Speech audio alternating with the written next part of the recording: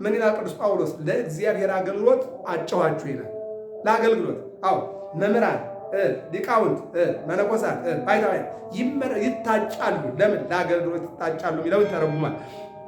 ምን አለ? ወደ ዳዊት ከተማ ወደ ይሁዳ ጸንሳ ከነበረች ከእጮኛው ከማርያም ጋር ይጻፍ ዘንድ ወጣ። በስንት 9 ወር ከ5 ቀን ሆኗታል። የመውለጃ ሰዓቷ ደርሷል። የድንግል ማርያም ግን ቆጠራው ግድ ስለሆነ በአገር ሲኖሩ የመንግስትን ሕግ ማክበርና ትእዛዝ መፈጸም ግድ ስለሚሆን ሊቆጠሩ ወደ አደባባይ ወጡ ይላል። ከዚያም ሳሉ የመውለጃዋ ወራት ደረሰ ይላል።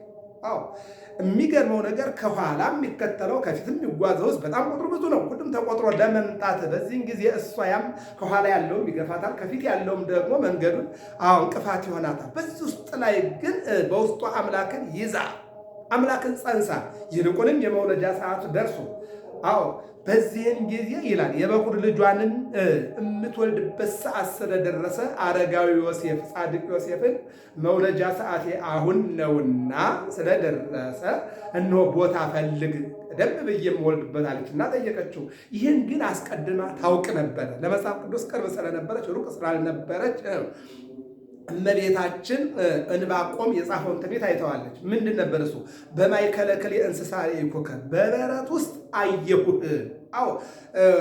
በበረት ውስጥ አየሁህ።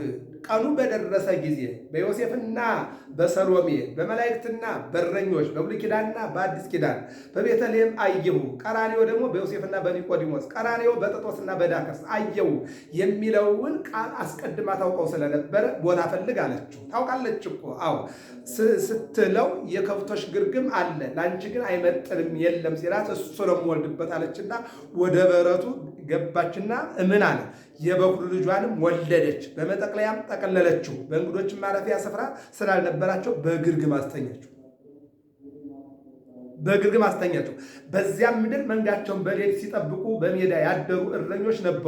እነሆም የጌታ መልአክ ወደ እነርሱ ቀረበ፣ የጌታ ክብርም በዙሪያቸው አበራ፣ ታላቅ ፍርሃትን ፈሩ። መልአኩም እንዲህ አላቸው፣ እነሆ ለሕዝቡ ሁሉ የሚሆን ታላቅ ደስታ የምስራች እነግራችኋለሁ፣ አትፍሩ። ዛሬ በዳዊት ከተማ መድኃኒት ይገርመኛል። አንዳንድ ጊዜ መናፍቃን መድኃኔ ዓለም እንዴት ይባላል? ዮሐንስ መልእክት 4:14 ላይ ብትመለከቱ እዚህ ላይ ደግሞ እነሆ በዳዊት ከተማ መድኃኒት ተወልዷል። መድኃኔ ዓለም እና ምንድን ነው? ወንጌሉ የሉቃስ ወንጌል ምዕራፍ 2 ቁጥር 10 ላይ 11 ዛሬ በዳዊት ከተማ መድኃኒት እርሱም ክርስቶስ ጌታ የሆነ ተወልዶላችኋልና ይህም ምልክት ይሆንላችኋል፣ ሕፃን ተጠቅልሎ በግርግም ተኝቶ ታገኙታላችሁ። ድንገትም ብዙ የሰማይ ሰራዊት ከመላኩ ጋር ነበሩ፣ እግዚአብሔርንም እያመሰገኑ ክብር ለእግዚአብሔር በአርያም ይሁን፣ ሰላምን በምድር ለሰው በጎ ፈቃድ እያሉ ዘመሩ ይላል። በወር በ29 ሁል ጊዜ የጌታ ልደት ነው የምናከብረው ማለት ነው። ይወኖሎት እረኞች አዩት፣ አይኮተው መላእክት አመሰገኑ። ለዘተወልደም ቅድስት ድንግል ከድንግል ማርያም ለተወለደው ምስጋና አቀረቡ። 5500 ዘመን የጨለማ ጊዜ ተወገደና ብርሃን በዓለም ተጥለቀለቀ። 7ቱ መስተጻርራን ተወገዱ። ሰላም፣ ፍቅር፣ ይቅርታ፣ በጎነት በቤተልሔም አዲሱ ካላንደር ዓመተ ፍዳ ዓመተ ኩነኔ ተወግዶ ዓመተ ምሕረት ዓመተ ሥጋዌ ተተካ። ቤተልሔም ካላንደሩ መጣ። የድነት ካላንደር፣ የትንሣኤ ካላንደር፣ የነቢያት ትንቢት ተፈጸመ። የነቢያት ሱባኤ ተፈጸመ። እመቤታችን በቤተልሔም ልጇን ወለደችው። የሚገርመው ነገር በድንግልና ጸንሳ በድንግልና ወለደችው። በዚህን ጊዜ ከሰማይ መላእክት መጡ፣ እረኞች መጡ። በከብቶች ግርግም ወልዳ ልጇን አጠባችው። በየወሩ በ29 የምናከብረው በዓለ ወልድ አምላክ ሰው አምላክ የሆነበት ቀን የተወለደበት ቀን። በነገራችን ላይ መጋቢት 29 ቀን ይህን ዓለም ፈጠረ። ዓለም በአዳም በሔዋን ምክንያት ተበላሸ። እንደገና መጋቢት 29 ቀን የተበላሸውን ወይም ይልቁን ደግሞ የወደቀውን ዓለም ያነሳ ዘንድ በደለኛውን ዓለም ያነጻው ዘንድ እንደገና መጋቢት 29 ቀን ተጸነሰና ታኅሳስ 29 ቀን ተወለደ። አያችሁት? ዓለምን በፈጠረበት ቀን ተጸነሰ። ተጸነሰ። እንደገና ታኅሳስ 29 ቀን ደግሞ ምን ሆነ? ተወለደ።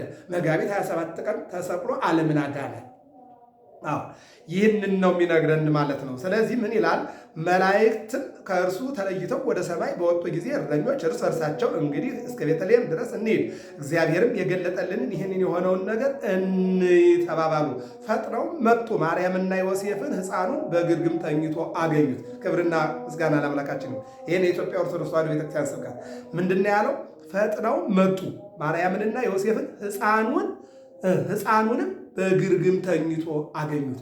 ሕፃኑ በእናቱ ክንድ ነው ያገኙት፣ ከእናቱ እቅፍ ነው ያገኙት። ምስለ ፍቁር ወልዳ አየው። ኢየሱስ ብቻውን አይደለም ቤተክርስቲያን የምትሰብከው፣ ክርስቶስ ብቻ ነው ከድንግል ማርያም ጋር ነው። ዕቃ አሳቀፋ ነው ወዳጄ። ምን አለ? አይተውም ስለዚህ ሕፃን የተነገረላቸውን ነገር ገለጡ። የሰሙትን ሁሉ እረኞች በነገሯቸው ነገር አደነቁ። ማርያም ግን ይህን ነገር ሁሉ በልቧ እያሰበች ተጠብቀው ነበረ። ክብርና ምስጋና አምልኮትና ውዳሴ ለአምላካችን ለእግዚአብሔር። በ29 በወር በዓለ ወልድ በዓለ እግዚእ ይባላል። የጌታ ልደት በየዓመቱ ልደት የምናከብረው በየወሩ ልደት የምንለው በየዓመቱ የሚወለድ አምላክ ስላለ አይደለም። ነገር ግን ትውልዱ የአምላኩን በጎ ስራ እንዳይረሳ ነው። ገብረ መስቀል ሚዲያ ነው። ሰብስክራይብ፣ ላይክ፣ ሸር አድርጉ። ሰላም እግዚአብሔር ከሁላችን ጋር ይሁን።